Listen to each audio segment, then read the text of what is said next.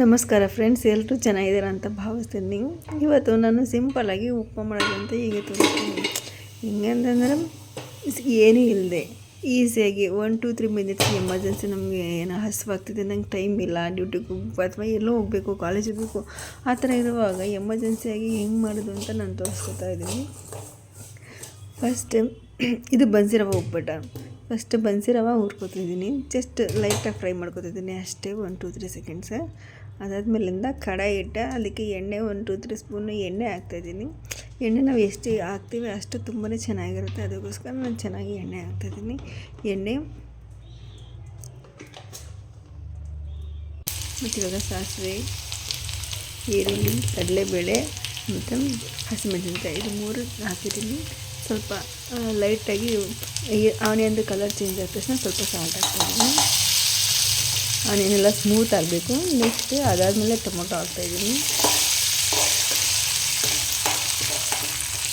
ಚೆನ್ನಾಗಿ ಎಲ್ಲನೂ ಹಾಕಿ ಚೆನ್ನಾಗಿ ಮಿಕ್ಸ್ ಮಾಡ್ಕೋಬೇಕು.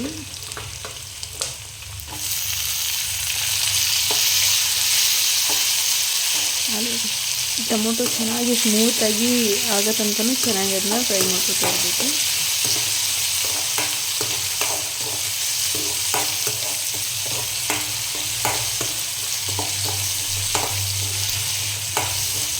ಇವಾಗ ಚೆನ್ನಾಗಿ ಸ್ಮೂತ್ ಆಗಿದೆ ಅಂತ ಅನ್ನಿಸ್ತಾ ಇದೆ.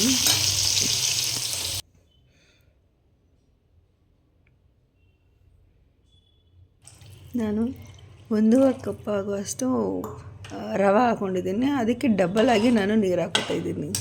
ಏನು ಬನ್ಸಿ ರವೆ ಅಂತಂದರೆ ಸ್ವಲ್ಪ ಜಾಸ್ತಿನೂ ಹಾಕೊಂಡ್ರೂ ಪರವಾಗಿಲ್ಲ, ಚೆನ್ನಾಗಿ ನಡೆಯುತ್ತೆ. ಬಟ್ ಕ್ವಾಂಟಿಟಿ ನಾನು 1.5 ಕಪ್ ರವೆಗೆ 3 ಕಪ್ಸ್ ನೀರು ಹಾಕೋತಾಯಿದ್ದೀನಿ. ಇವಾಗ ಚೆನ್ನಾಗಿ ಕುದಿ ಬರಲಿ ಅಂತ ಬಿಡ್ತಾಯಿದ್ದೀನಿ.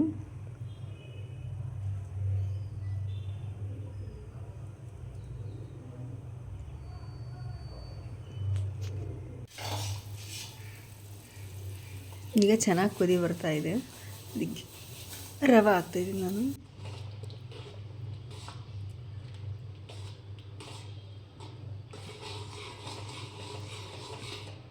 ಒಂದೆರಡು ನಿಮಿಷ ಕೈ ಆಡಿಸಿ ನಾನು ಇದನ್ನು ಕ್ಲೋಸ್ ಮಾಡ್ತಾಯಿದ್ದೀನಿ, ಲಿಡ್ ಕ್ಲೋಸ್ ಮಾಡ್ತಾಯಿದ್ದೀನಿ.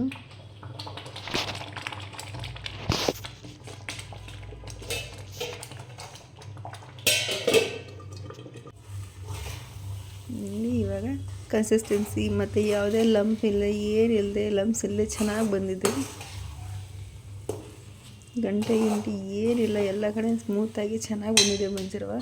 ಈಗ ಲಾಸ್ಟಲ್ಲಿ ನಾನು ತೆಂಗಿನ ತುರಿ ಹಾಕ್ತಾಯಿದ್ದೀನಿ. ತೆಂಗಿನ ತುರಿ ಹಾಕಿದಷ್ಟು ತುಂಬ ಟೇಸ್ಟಿಯಾಗಿರುತ್ತೆ.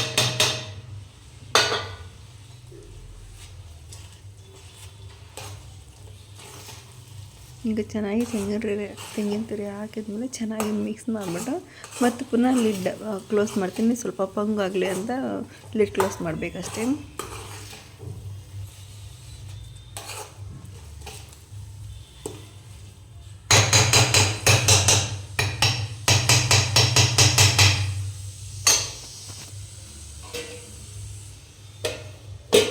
ಒಂದು 2-3 ನಿಮಿಷ ಬಿಡ್ತಾಯಿದ್ದೀನಿ ನಾನು, ಸ್ವಲ್ಪ ಪೊಂಗಾಗಲಿ ಅಂತ. ಇವಾಗ ನೋಡಿ ಚೆನ್ನಾಗಿ ಪೊಂಗಾಗಿ ಉಪ್ಪು ಚೆನ್ನಾಗಿ ಬಂದಿದೆ. ಇವಾಗ ನಾನು ಒಂದು ಬೌಲಲ್ಲಿ ಹಾಕಿ ನನಗೆ ಸರ್ವ್ ಮಾಡ್ಕೊತಾ ಇದ್ದೀನಿ. ಚೆನ್ನಾಗಿ ಬಂದಿದೆ ಅಲ್ವಾ? ಈಸಿ ಮಾಡಿ.